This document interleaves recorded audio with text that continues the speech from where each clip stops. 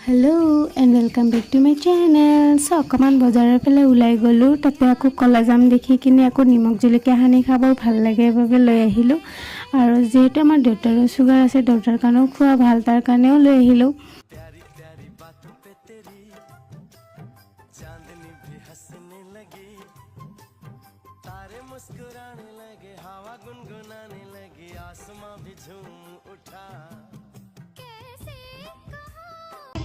की बातों में तेरी धीरे धीरे आने लगी।